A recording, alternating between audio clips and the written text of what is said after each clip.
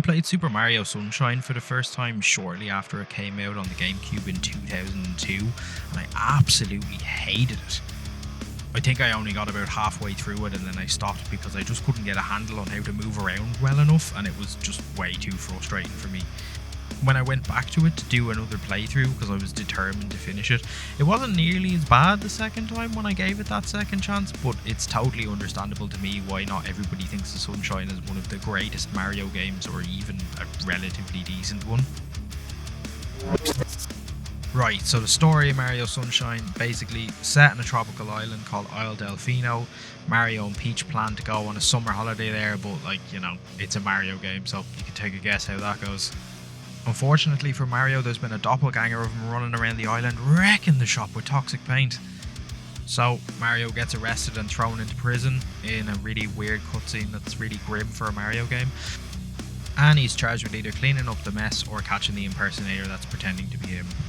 Luckily for Mario, he makes a prison mate called Flood, a water-powered jetpack that he can use to either clean the sludge out in front of him, or he can use the jetpack on it to access higher areas.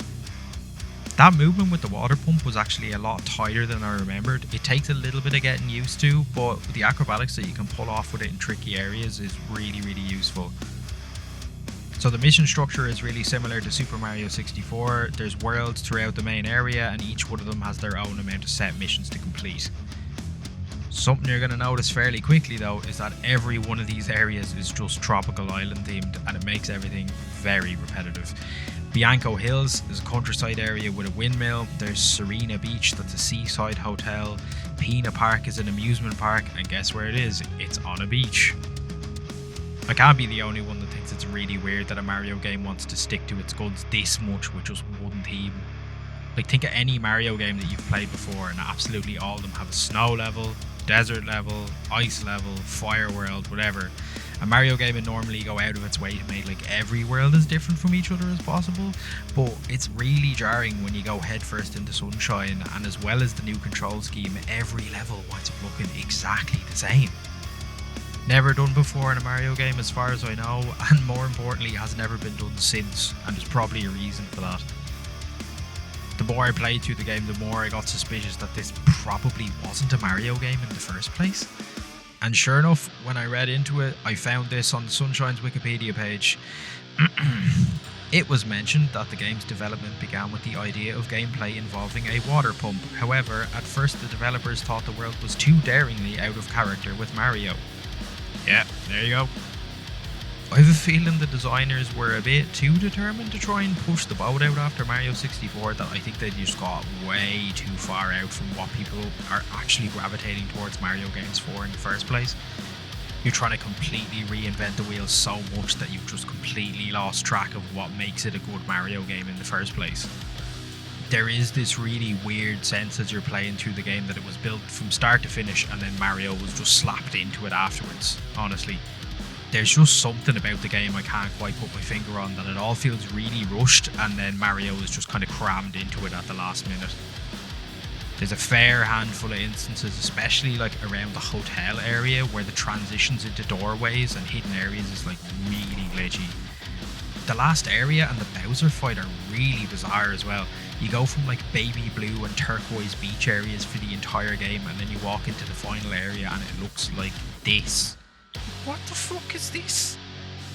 Look, I get it, there's a Bowser's Castle kind of area in every Mario game, but it feels really jarring here when the whole thing has had this tropic aesthetic for 30 hours before this. The director of this game also went on to direct Galaxy as well, and I think that was way better at changing up the formula of Mario while still keeping that consistent atmosphere of it being a Mario game at the same time.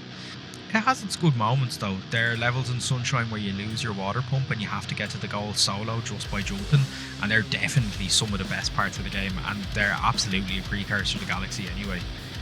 And one of those levels even got put directly into Galaxy 2 completely unchanged, so there you go. I'm just glad after their weird little R&D experiments here that they were able to release Galaxy and keep Mario up to the standard of what it previously was, because you don't want to have a Sonic situation on your hands. Looking at you, Sonic Unleashed, and Sonic 06, and Sonic and the Black Knight, and yeah, there's a few of them anyway.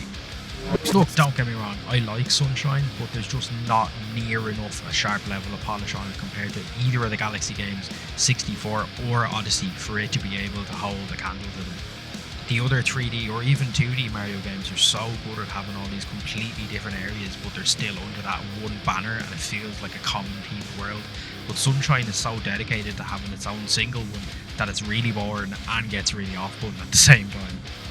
It's definitely worth a run through if you're into Mario games, like it has some really good ideas, but if you haven't done those mainline games before, I'd make it one of the first ones you try, because the standard it has to be held up against when you play the rest of them doesn't make it any easier to stomach. Anyway, we'll say 6 out of 10. Look.